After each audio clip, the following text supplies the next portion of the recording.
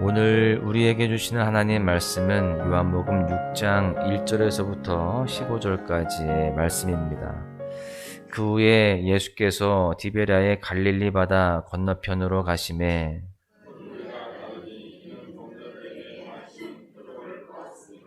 예수께서 산에 오르사 제자들과 함께 거기에 앉으시니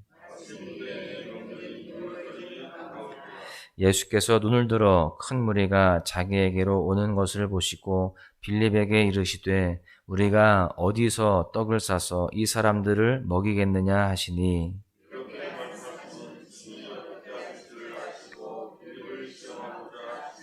빌립이 대답하되 각 사람으로 조금씩 받게 할지라도 200데나리온의 떡이 부족하리이다.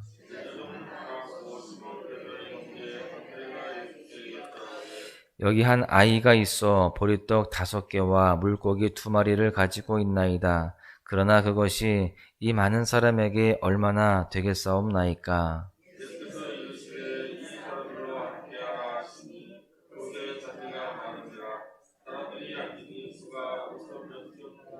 예수께서 떡을 가져 축사하신 후에 앉아있는 자들에게 나누어 주시고 물고기도 그렇게 그들의 원대로 주시니라.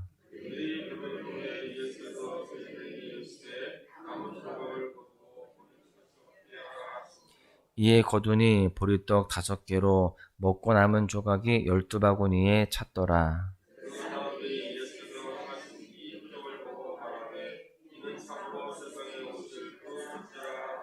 그러므로 예수께서 그들이 와서 자기를 억지로 붙들어 임금으로 삼으려는 줄 아시고 다시 혼자 산으로 떠나 가시니라. 아멘. 하나님은요, 언제나 긍휼과 사랑이 많으신 분이십니다. 우리에게 은혜를 베푸시기를 원하시는 분이시죠. 또 더 나아가서 우리의 삶을 통해서 그 하나님의 은혜가 흘러가기를 원하시는 분이십니다. 이 시간 우리가 우리의 삶 속에서 얼마나 넉넉함과 여유와 사랑을 가지고 우리 주변에 있는 사람들을 대하고 있는지, 또 주님의 마음을 잘 전하고 있는지, 또 사랑과 은혜를 잘 나누는 통로가 되고 있는지 오늘 말씀을 통해서 함께 우리 스스로를 돌아볼 수 있기를 소망합니다. 본문의 배경인 디베랴는요, AD 20년경에 헤롯 안디바가 로마의 황제인 티베리우스를 기념하기 위해서 붙인 이름입니다. 그러니까 이 디베랴는 티베리우스와 같은 그런 말이죠. 오늘 말씀의 배경이 이 디베랴라는 지역의 갈릴리 바다 건너편이라고 이야기하고 있습니다. 갈릴리 바다 건너편이라고 하는 것은 예수님이 제자들과 함께 주로 활동하셨던 가버나움의 건너편 베세다 지역을 지칭하는 것으로 우리가 추정을 할 수 있습니다. 이 베세다는요, 베드로, 안드레의 고향이기도 합니다. 그런데 이 지역으로 예수님이 가시니까 큰 무리들이 예수님을 따라왔습니다. 따라온 이유는요, 많은 병자를 치유하시는 놀라운 이적을 보여주셨기 때문입니다. 사람들 마음속에 기대감이 있었던 것이죠. 그렇게 많은 무리들이 예수님을 따라오는데 예수님이 그 무리들을 긍휼히 여기시는 장면이 오늘 본문에 나오고 있습니다. 사실 이 무리들은 이 예수님께 초점을 맞췄다라기보다는 예수님이 행하시는 이적과 기적, 놀라운 능력에 대해서 관심을 갖고 주목한 사람들입니다. 어찌 보면 영적인 초점이 잘못된 사람들이었죠. 그럼에도 불구하고 예수님은요, 그들을 긍휼히 여기셨다라고 되어 있어요. 본문 5절에서 6절에 보십시오. 예수께서 눈을 들어 큰 무리가 자기에게로 오는 것을 보시고 빌립에게 이르시되 우리가 어디서 떡을 사서 이 사람들을 먹이겠느냐 하시니 이렇게 말씀하심은 친히 어떻게 하실지를 아시고 빌립을 시험하고자 하심이라. 이미 예수님은요, 어떻게 하실지를 다 알고 계시는 분이셨습니다. 그럼에도 불구하고 빌립에게 일부러 어디서 떡을 사서 먹일까 이렇게 말씀을 하시는 겁니다. 여러분, 그렇다면 이렇게 말씀하신 이유가 무엇일까요? 오늘 본문에서 그 이유를 설명하고 있는데요. 빌립을 시험하시고자 하신 것이다 라고 되어 있습니다. 여기에서 이 시험이라는 것은 사탄이 우리를 유혹할 때 사용되는 그러한 템테이션, 그런 유혹이 아닙니다. 그런 단어와는 개념이 달라요. 하나님의 시험은 우리를 넘어뜨리기 위한 사탄의 유혹, 사탄의 시험과는 다른 종류의 것입니다. 하나님은 우리를 테스트하시는 분이십니다. 유혹이 아니라 테스트하시는 것이죠. 여러분, 그렇다면 우리가 그 하나님의 테스트를 받게 되었을 때 어떻게 해야 될까요? 당연히 통과해야 됩니다. 사실 이 테스트를 통과하는 것은 우리에게 있어서 힘든 일입니다. 어려운 일이에요. 그래서 많은 사람들이 그렇게 하나님께 시험받는 것에 대해서 달가워하지 않습니다. 우리가 하나님께 그렇게 테스트를 받게 되어질 때는 여러 가지 고난들도 오기 때문에 힘든 일들인데요.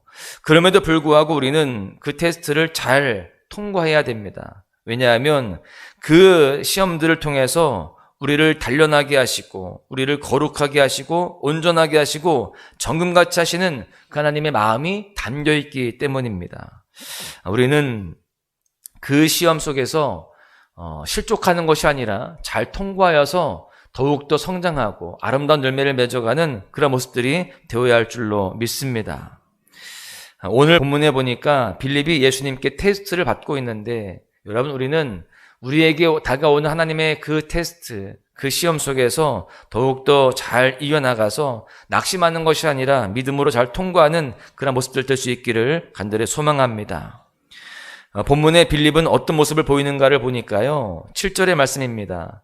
빌립이 대답하되 각 사람으로 조금씩 받게 할지라도 200데나리온의 떡이 부족하리이다. 지금 빌립은요, 상식적으로 계산기를 꺼내서 계산을 하고 있는 중입니다. 아무래도 이만큼의 돈이 필요합니다. 이렇게 이야기를 하고 있는 것이죠. 여러분, 그렇게 계산기를 두드리고 있던 이 빌립이 나중에 예수님께서 그렇게 기적을 행하시는 것을 보면서 정말 많이 놀랐을 것입니다. 자신의 그 상식과는, 자신의 두드렸던 계산기와는 너무나도 다른 결과가 있었기 때문이죠. 그러는 가운데 또 많은 것들을 깨달았을 것입니다. 사실 이 빌립이라고 하는 이름에서 우리가 알 수 있는 것이 있습니다. 당시에 헬라의 대제국을 세웠던 알렉산더 대제 부친의 이름이 빌립입니다. 즉, 이 빌립이라는 이름은 유대식 이름이 아니라 헬라식 이름이라는 거예요. 따라서 이 빌립은요, 갈릴리 지역에 살았지만 디아스포라 헬라파 유대인이었을 가능성이 높습니다. 오늘날로 말하자면 한국 사람이지만 미국에서 공부하다가 온 1.5세 되는 그런 사람이라고 볼 수 있죠. 그러니까 이 유대 지역에 살았지만 헬라에서 공부하다가 온 그러한 유학파 사람이라고 볼 수 있습니다. 그래서 그는 굉장히 지적이고 분석적인 사람이었고 그 예수님의 말씀에 대해서 머리로 받아들였던 그런 인물입니다. 반면에 예수님께서 우리가 어디서 떡을 사서 이 사람들을 먹이겠느냐 이렇게 말씀하실 때, 여러분, 우리는 예수님의 마음을 느낄 수가 있어야 됩니다. 그 주님의 사랑의 마음을, 긍휼의 마음을 느낄 수가 있는 것이죠. 백성들에게 어떻게든 먹이시고자 하는 그 주님의 마음이 우리는 오늘 이 말씀 속에서 깨달아질 수 있습니다. 여러분, 가장 놀라운 기적이 무엇일까요? 예수님이 전능하시기 때문에 기적을 행하신 것, 여러분, 이것이 물론 기적이기도 하지만 더 큰 기적은요, 바로 사랑입니다. 예수님께서 그들을 사랑하셨다라고 되어 있습니다. 여러분, 사랑하면 어떤 일도 가능해지는 것입니다. 특별히 주님이 우리를 사랑하시고 또 우리에게 은혜를 베푸시는 것이 가장 큰 기적이며 가장 놀라운 은혜인 줄로 믿습니다. 오늘도 우리가 그렇게 주님의 사랑의 능력을 덧입는 그런 날 되시기를 간절히 소망합니다. 오병이어 사건은요, 사복음서에 다 기록이 되어 있기 때문에 사실 대부분의 사람들이, 심지어 안 믿는 사람들도 잘 알고 있는 그러한 스토리입니다. 그런데 다른 복음서에는 잘 알려지지 않았고 밝혀지지 않았던 부분이 오늘 본문에 나옵니다. 본문 8절에서부터 9절에 보십시오. 제자 중 하나 곧 시몬 베드로의 형제 안드레가 예수께 여짜오되 여기 한 아이가 있어 보리떡 5개와 물고기 2마리를 가지고 있나이다. 그러나 그것이 이 많은 사람에게 얼마나 되겠사옵나이까. 여러분, 사실 오병이어 사건을 조명하거나 설교할 때에 가장 많이 주목하는 내용들은요, 빌립이 계산을 했다. 그리고 예수님이 너희가 먹을 것을 주라고 요청했다.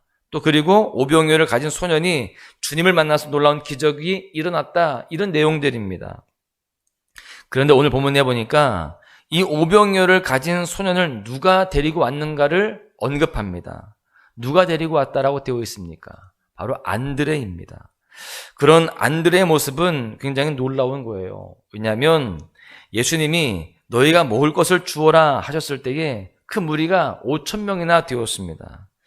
빌립이 계산기를 두드리고 있을 때, 또한 다른 제자들은 당황해하고 있을 때에 그때 안드레는요, 예수님의 마음을 알고 예수님의 뜻을 이루기 위해서 동분서주했다라는 겁니다. 어떻게든 주님의 말씀을 따라서 행해보고자 순종했다라는 겁니다. 소년을 데리고 와서도 그것이 많은 사람에게 얼마나 되겠느냐라고 하는 그 모습이 참으로 귀합니다. 땀을 뻘뻘 흘리면서 여기저기 다니면서 그래도 먹을 것을 구해보고자 노력했던 그 안드레의 모습을 우리가 상상해 볼 수 있는 것이죠. 그렇게 소년을 데리고 와서도요, 숨이 찬 목소리로 제가 이렇게 최선을 다했습니다. 그러나 이것이 괜한 짓을 한 것은 아닌지 모르겠습니다. 너무나 적습니다. 이렇게 겸손하게 이야기하는 그 안드레의 모습이 얼마나 훌륭합니까?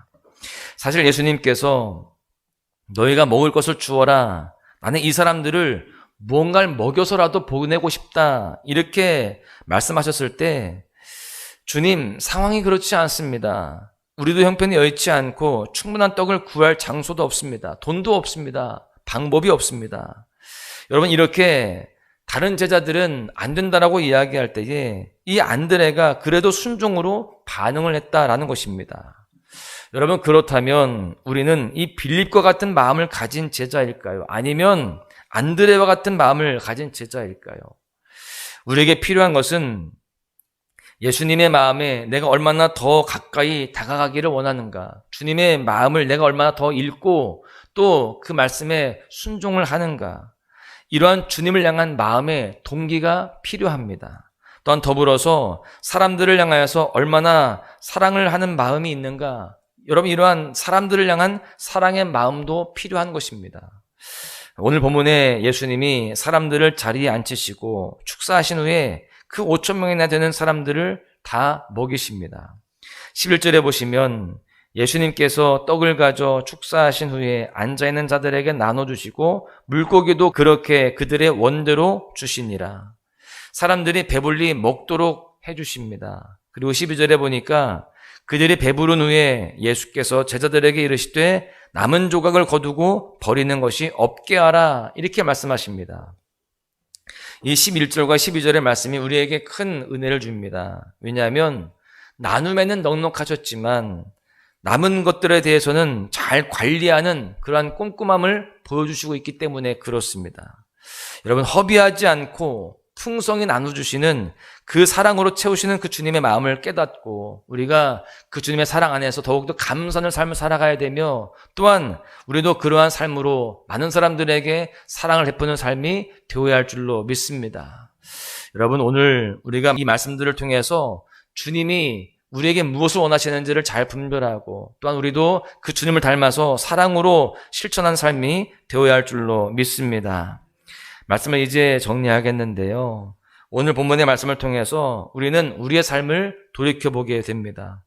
우리는 우리 자신이 쓰는 것에는 넉넉하고 또 다른 사람들을 섬기는 데는 오히려 인색하지 않았는지. 여러분, 그런데 예수님은요, 물자를 관리하는데 또 이미 있는 것에 대해서는 잘 관리하셨고요, 또 사람들에게 베푸시는 데는 넉넉하셨음을 우리가 보게 됩니다. 사랑하는 소망 가족 여러분, 우리가 늘 이야기하죠. 우리는 축복의 통로다라고 노래합니다. 단지 노래만이 아니라 정말 우리 모두가 하나님의 축복의 통로가 되어야 할 줄로 믿습니다. 흘려보내면 하나님이 넘치도록 채워주실 것입니다. 그것을 경험하는 우리 모두가 되어줘야 합니다. 오늘 하루도요, 그렇게 예수님의 마음을 알고 살아가면서 선한 영향력을 끼치는 삶 가운데에 오병이어의 기적처럼 더 풍성해지는 감격이 가득하시기를 주님의 이름으로 간절히 축원합니다. 모든 상황 속에서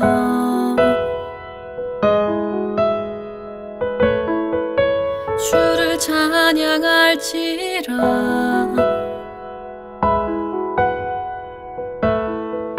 주는 너의 큰 상급